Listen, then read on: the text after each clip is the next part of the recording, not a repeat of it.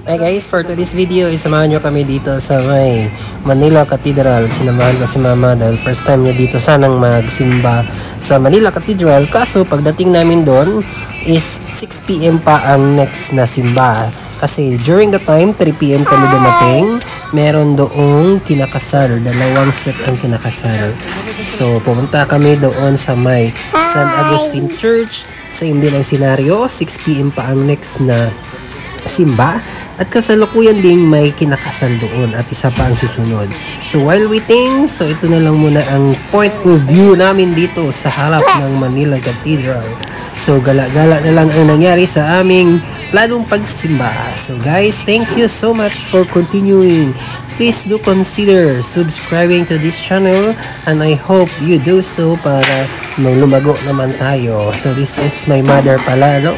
So kasama niya dyan si kanyang apo, si Cyrene at si Zorin. So as you can see, yan yung facade, yun yung bridal car, yung puti, nakaputi. So maraming mga Koreano at saka mga visitors na papunta dyan.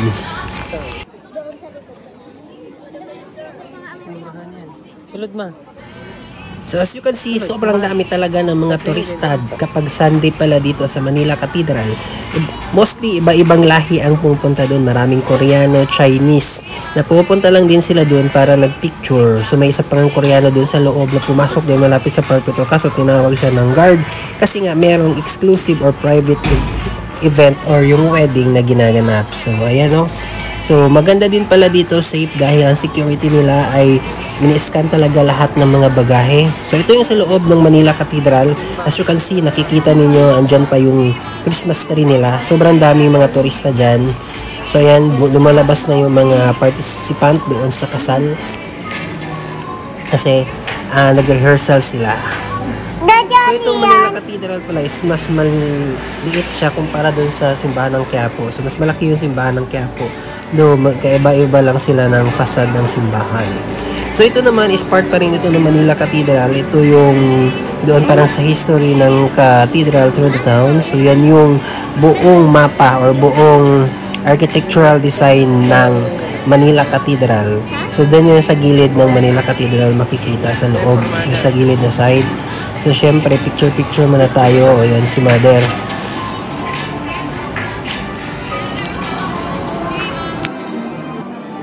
Bisa man eh. Simba na naroon pa.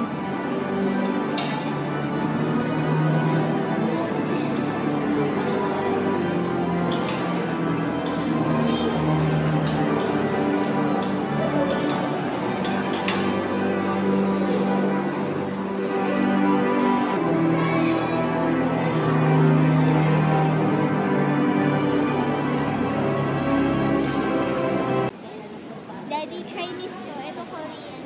Ang kakasal is si Vilma. Oo. Ito na mag-picture na. Kanagaon na.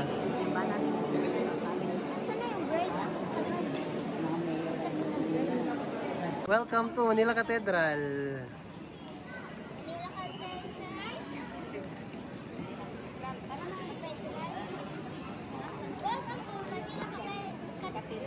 Cathedral.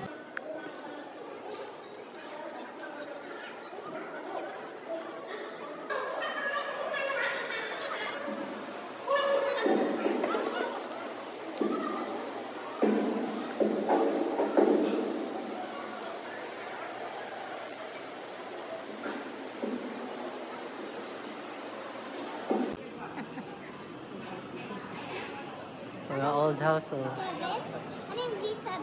10. Kapihan. Budyan, tingnan ka ba yung mga kumare? Mga kupare. Alin na?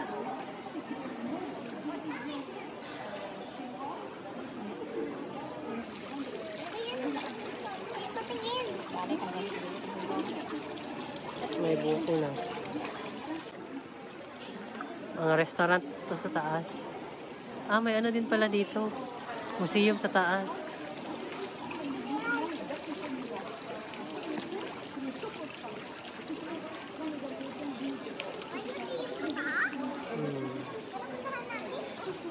Ah, may bayad dyan eh.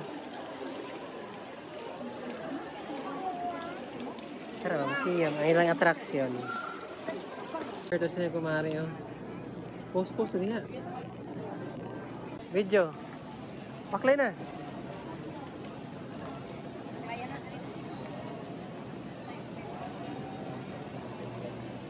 Tuda ang balay-balay. Hey, horse. Horse. Tingin ka dong. Tingin ka, bilis. Sorry, tingin ka sa camera.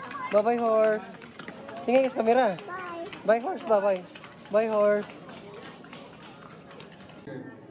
Kung ikaw yan, can you raise your hand? I just want to see if that's you. You are here, you're attending the service, and you have seen, you've raised, I see that hand.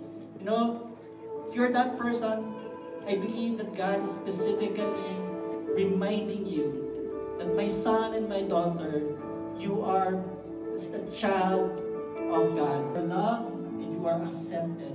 And you belong to His family.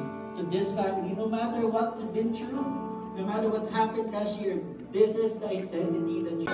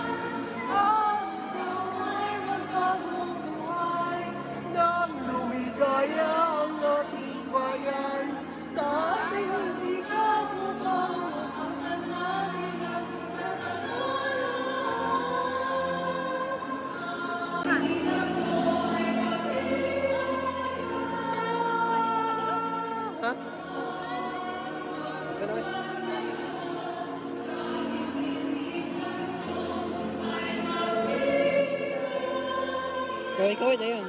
Kaway-kaway.